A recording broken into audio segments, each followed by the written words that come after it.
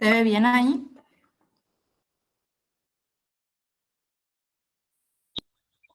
Sí se ve.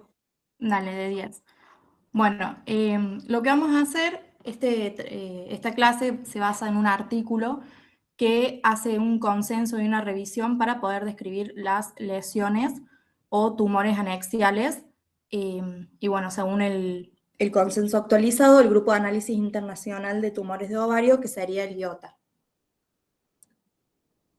Bien, por lo general se basa en los descriptores de benignidad de IOTA, el modelo Assessment of Different Neoplasias in the Anexa, que sería el ADNEX, que nosotros a veces lo usamos y a veces no, y la estrategia de 2 pasos, que sería básicamente decir si algo es benigno o maligno, que son recomendados por el comité directivo del IOTA para caracterizar estas masas ováricas a nivel ecográfico. Todos estos distintos enfoques a nosotros nos permiten poder describir una lesión que estamos viendo en la categoría de lo que sería el ORRAS que usamos según la definición del Colegio Americano de Radiología, y esto lo que a nosotros nos permite es que quede descrito de manera uniforme para cualquiera que haga un informe o quien lo lea esta patología anexial, es decir, hablar con el mismo idioma en lo que es la ecografía. Bien, lo que arrancamos describiendo es una lesión, es decir, una lesión anexial sería una masa anexial incompatible con la fisiología normal del ovario. Puede corresponder a una parte de ese ovario estar separada o reemplazarlo completamente. La masa anexial compatible con una fisiología normal, por ejemplo, un quiste hemorrágico del cuerpo lúteo, no se considera una lesión. Bien, vamos a describir algunas características morfológicas y vamos a ir analizando cada una de ellas. Tenemos los septos, los componentes sólidos, el tipo de lesión, cómo es esa pared, tanto la interna como la externa, la ecogenicidad del contenido quístico, si tiene sombras acústicas y cómo son, si hay ascitis y el examen Doppler. Bien. Bueno, los septos es una fina banda de tejido que se va a extender entre 2 paredes internas y opuestas de un quiste. O a veces puede ser también la pared interna del quiste y hacia otro septo, dentro de una misma lesión. Decimos que un septo es incompleto cuando hay una fina banda de tejido que no alcanza la pared interna opuesta del quiste, que es como solemos ver en los casos de hidrosalpinx. Si se encuentra una lesión quística, se pueden clasificar como uniloculares. Bien, tenemos ejemplos acá, por ejemplo, quistes completos, en donde se ve que el tabique va de pared a pared interna. Acá tenemos algunas fotos en lo que sería una ecografía. Y quistes incompletos, donde arranca de una pared interna, pero no llega a la otra, como se puede ver, por ejemplo, en un hidrosalpinx. El segundo componente que tenemos serían los componentes sólidos, que es una presencia de ecogenicidad sugestiva de tejido sólido, similar al miometrio o al fibroma ovárico, como para hacernos una idea. Lo que nos puede ayudar muchas veces es el examen Doppler color, que muchas de estas lesiones sólidas lo captan, pero que una lesión sólida no me capte Doppler no quiere decir que yo pueda decir que no es sólido. Nos ayuda, pero no es excluyente. Bien, después tenemos definición actualizada dentro de lo que se basaba el artículo, que decía, para ser considerado un componente sólido, el tejido sólido debe presentar al menos un diámetro igual o mayor de 3 milímetros. El tejido sólido que no alcance un diámetro mayor de 3 milímetros no se clasifica como componente sólido. Esto sería la definición actualizada. Y saco una listita de algunas cosas que no se consideran componentes sólidos, como son el sebo, el moco, el slash, los coágulos, las paredes de un quiste, los septos y el estroma ovárico.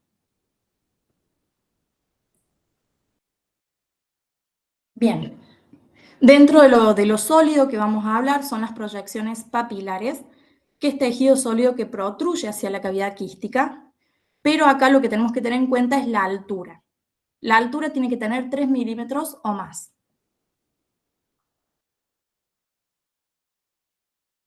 Bien, la superficie puede ser lisa o irregular, y puede originarse tanto de la pared del quiste como de un septo. Algunas veces es el único componente sólido que tiene una masa, o puede tener varios, y muchas veces también es el único componente que es de mayor tamaño de esa masa. Un componente sólido que no protruye hacia la cavidad quística o que protruye pero es menor a 3 milímetros, no sería una proyección papilar, o sea, una papila.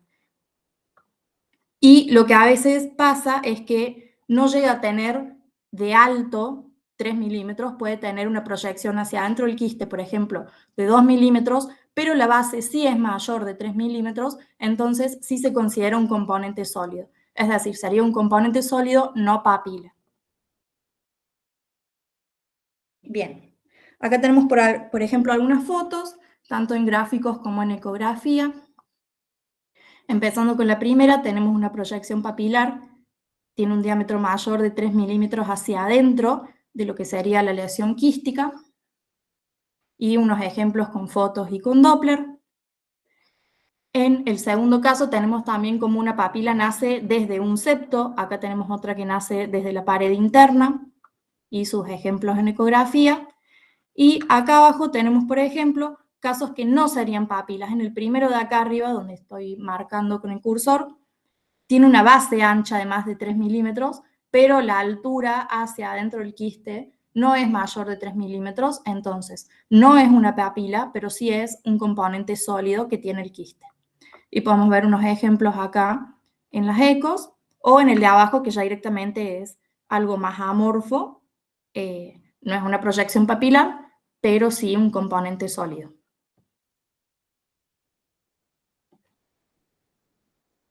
Bien, y acá viene otra cosa que hay que tener en cuenta con las papilas.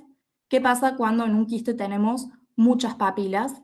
Si en realidad lo consideramos que son varias papilas independientes o es una papila que va a tener muchos picos. Entonces tenemos, para diferenciar, una única proyección papilar con múltiples picos de varias proyecciones papilares independientes. Debe evaluarse cada par de picos adyacentes y ese valle que los separa. Entonces, la altura de cada uno de los dos picos y la altura del punto más bajo del valle situado entre ellos es lo que nos va a ayudar. Si esa altura del fondo del valle es más del 50%, es una única proyección papilar, pero con dos picos. En cambio, si es menor del 50%, son papilas independientes, que lo vamos a ver con un ejemplo que es más fácil.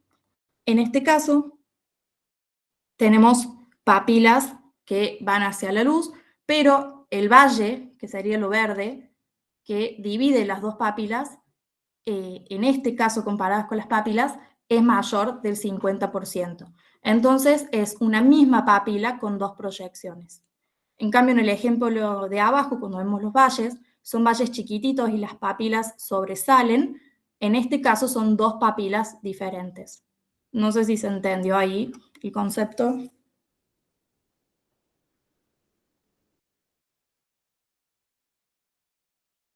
Bueno, yo sigo, asumo que sí.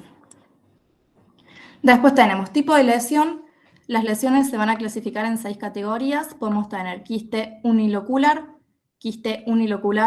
con componente sólido, quiste multilocular sólido, tumor sólido o no clasificable. Bien.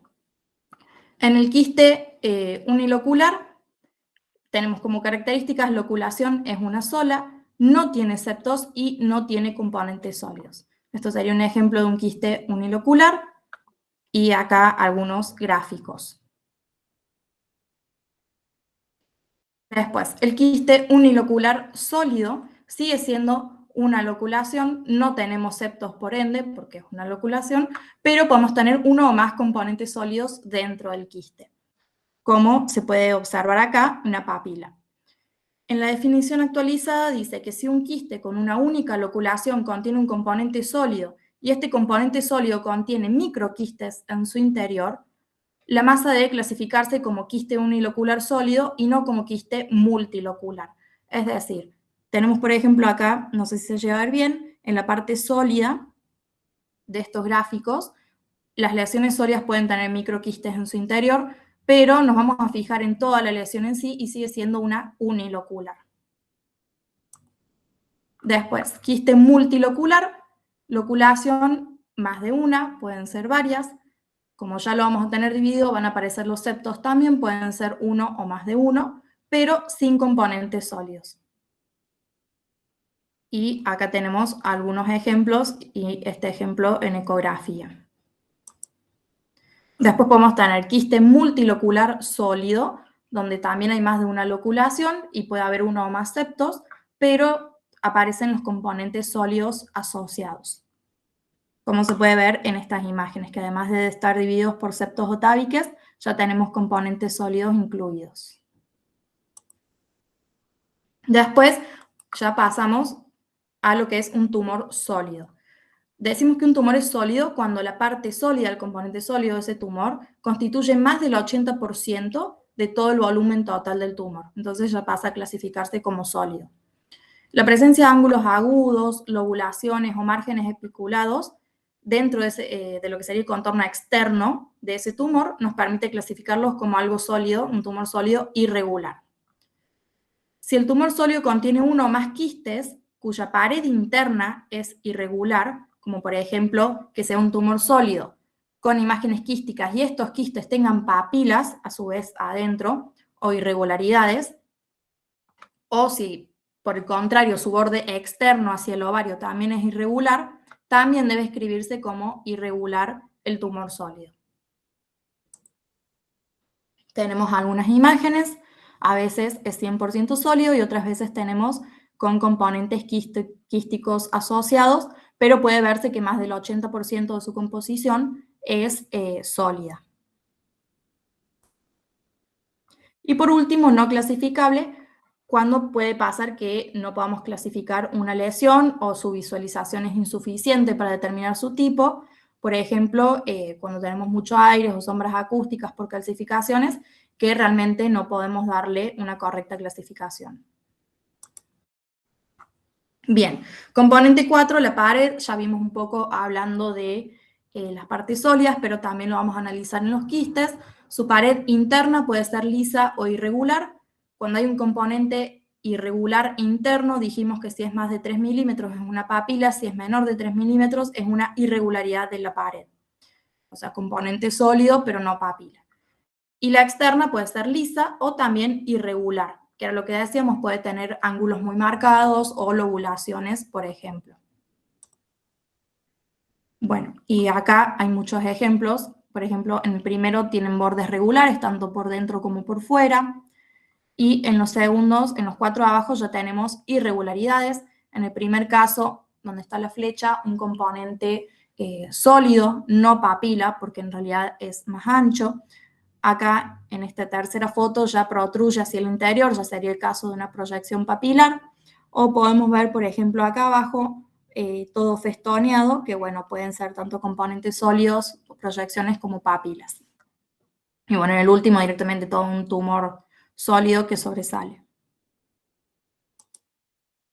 Bien, después vamos a hablar de la ecogenicidad de ese contenido quístico. Puede ser anecoico, como lo vemos comúnmente, puede tener baja ecogenicidad, como suele pasar con algunos ecos dispersos en su interior. Después podemos tener la ecogenicidad en vidrio esmerilado, que es muy común en los endometriomas. Puede ser de contenido ecogenicidad que nos oriente hacia algo hemorrágico, cuando ya hay bandas de fibrina o coágulos sanguíneos, o con un aspecto estrellado esa ecogenicidad, o ecogenicidad mixta, cuando hay coexistencia de diferentes patrones dentro de la misma loculación quística, como suele pasar en el quiste dermoide. Acá tenemos algunos ejemplos de un contenido bien anecoico, bien negro, como lo solemos ver en la eco. A veces cuando ya empieza a tener baja ecogenicidad, como ese puntillado hiperecogénico que le vemos en el interior, en vidrio esmerilado, o en el caso ya de los hemorrágicos, o con un contenido mucho más denso, como en estos casos. Bien, sombras acústicas. Podemos tener un tipo de sombra como bola blanca, que se suele ver en los quistes dermoides. Podemos tener sombras detrás de algunas proyecciones papilares cuando son fibrosas. Puede haber calcificaciones o una sombra en abanico, que bueno, también es muy común en los fibromas o leiomiomas. La definición actualizada nos dice que la sombra de borde de un artefacto que puede aparecer en cualquier masa con un contorno externo redondeado. No debe registrarse como una sombra acústica, ya que no se origina en estructuras ubicadas dentro de la lesión. Es decir, nos vamos a basar en los bordes cuando describimos esto, ¿verdad? Bien, acá tenemos algunos ejemplos de lo que serían las sombras acústicas cuando se abren en abanico o, por ejemplo, en este caso, que es hacia atrás en toda la lesión sólida o en la presencia de calcificaciones que son más propias de la calcificación hacia atrás, digamos. Bien, ascitis. Consideramos ascitis y lo describimos como tal cuando hay presencia de líquido libre por fuera del fondo de saco de Douglas. Este líquido que está por fuera del fondo del saco de Douglas, para poder decir que ya es ascitis, puede estar entre la vejiga y el útero, por encima del nivel del fondo uterino y hacia la cavidad abdominal, o incluso a veces verse cuando hacemos por vía abdominal ya en el espacio de Morrison. Y por último tenemos acá, cuando nosotros analizamos con el examen Doppler, debe explorarse todo el tumor, incluyendo la pared, los septos y los componentes sólidos que tengan, mediante Doppler color o Doppler de potencia, el Power Doppler. La ganancia, lo ideal, lo que recomienda el artículo es ajustarla al máximo cuando empieza a hacer artefacto y de ahí empezar a disminuirle la ganancia hasta que deja de generar artefactos e idealmente dejarlo con ese Doppler. Según lo que nos dé este Doppler, para la clasificación de IOTA podemos tener una lesión que no se detectan señales Doppler. En un score 2 sería una cantidad mínima, un score 3 moderado y ya un score 4 cuando se observa una abundante vascularización. Tenemos acá algunas imágenes. En la primera fila no tengo esa imagen quística que me esté captando Doppler. Ya en la segunda fila tiene escaso Doppler. Y a medida que vamos avanzando hacia abajo se puede ver cómo las lesiones empiezan a ser más vascularizadas. ¿Qué nos dice la definición actualizada de esto? Que al asignar el color score debe considerarse el área con mayor grado de vascularización dentro del tumor. Por ejemplo, en esta lesión de abajo podemos ver partes quísticas que impresionan simples, si están tabicadas pero simples, que no captan examen Doppler, sin embargo en la parte sólida que está alrededor tenemos abundante captación de Doppler, entonces tener en cuenta a la hora de hacer el score de estas lesiones. Acá tenemos un pequeño resumen que está bueno porque te habla tanto de los septos como de las papilas y las sombras acústicas para tener en cuenta a la hora de describir un tumor o en el caso del Doppler como estuvimos viendo. Y bueno, dejo esta listita por ahí para tener en cuenta, entre tantas cosas, cuáles son aquellas que por lo general vemos seguido y que se consideran lesiones benignas. Por ejemplo, la presencia de folículos o un cuerpo lúteo, cuando el quiste es simple, teratoma o quistes dermoides, quiste hemorrágico, endometrioma, quiste parovárico o de inclusión y los hidrosalpings. Esto está bueno, sobre todo para nosotros que somos los más peques, que realmente se empieza a ver bastante en los controles ecográficos y bueno, aprender por ahí con analizar un poquito si tiene septo, si no tiene, cómo le vemos la sombra y realmente tener en cuenta todo lo que nos vaya generando dudas. Y acá les dejo el artículo. Y bueno, muchas gracias.